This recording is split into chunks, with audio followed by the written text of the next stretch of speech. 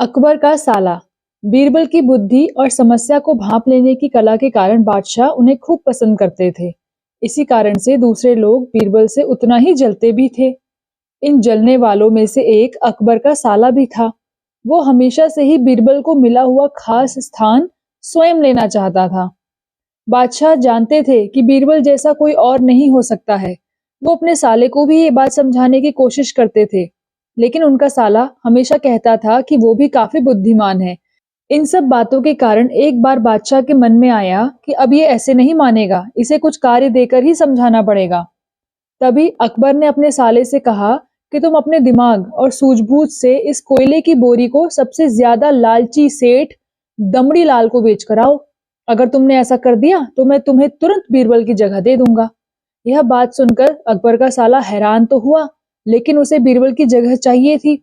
इसी सोच के साथ वो कोयले की बोरी लेकर सेठ के पास पहुंच गया। सेठ ऐसे ही किसी की भी बातों में आने वाला नहीं था, इसलिए उसने उसे खरीदने से साफ मना कर दिया। अब अपना उदास चेहरा लेकर अकबर का साला महल लौट आया। उसने कहा कि मैं इसे नहीं बेच पाया। इतना सुनते ही बादशाह ने बीरबल को अपने पास बुलाया।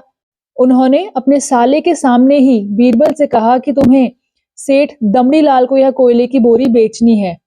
बादशाह का आदेश मिलने पर बीरबल ने कहा कि आप एक बोरी बेचने के लिए कह रहे हैं, मैं उस सेठ को एक कोयले का टुकड़ा ही 10,000 में बेच सकता हूँ। यह बात सुनकर अकबर का साला दंग रह गया। अकबर ने कहा कि ठीक है, तुम एक ही कोयले का टुकड़ा बेच आओ। बादशाह का आदेश मिलते ही एक कोयले का टुकड़ा उठाकर बीरबल वहां से चले गए। उन्होंने सबसे पहले एक मलमल के कपड़े का कुर्ता अपने लिए सिलवाया, फिर उसे पहनकर अपने गले में हीरे मोतियों की मालाएं डाल ली और महंगे दिखने वाले जूते भी पहन लिए। इतना सब करने के बाद बीरबल ने उस कोयले के टुकड़े को सूरमा यानी काजल की तरह बारीक पीसकर एक काजल की डिब्बी में डलवा लिया।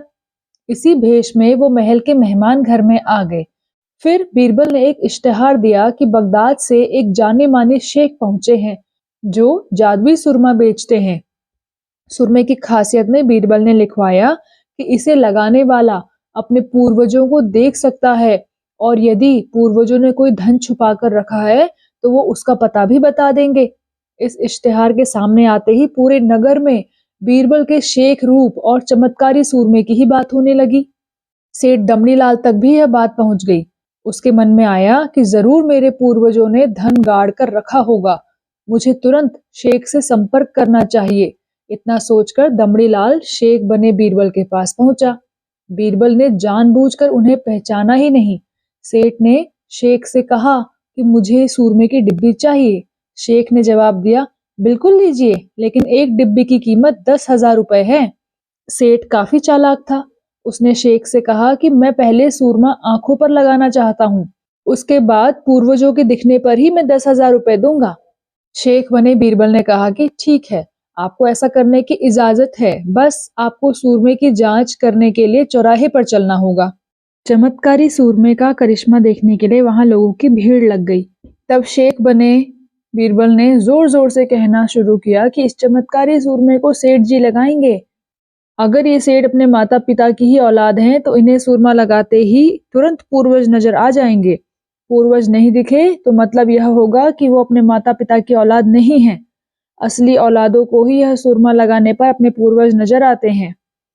यह सब कहने के बाद शेख ने सेठ की आंखों पर सुरमा लगा दिया और कहा कि आंखें बंद कर लो। सेठ ने आंखें बंद तो की, लेकिन उन्हें कोई भी नहीं दिखा। अब सेठ के मन में हुआ कि अगर मैंने कह दिया कि मुझे कोई नहीं दिखा तो मेरा भारी अपमान हो जाएगा। इज्जत को बनाए रखने के लिए सेठ ने आंख खोली और कहा कि हाँ, मुझे अपने पूर्वज दिख गए। इसके बाद सेठ ने गुस्से तथा शर्मिंदगी से बीरबल के हाथ में 10,000 रुपए थमा दिए। अब खुश होते हुए बीरबल महल चले गए। उन्होंने कहा कि लीजिए बादशाह, एक कोयले के 10,000 रुपए, और सारा किस्सा भी कह सुनाया। यह देखते ही बादशाह का साला मुंह बनाकर महल से चला गया और उसके बाद उसने कभी भी बीरबल की जगह लेने की बात बादशाह अकबर से नहीं की।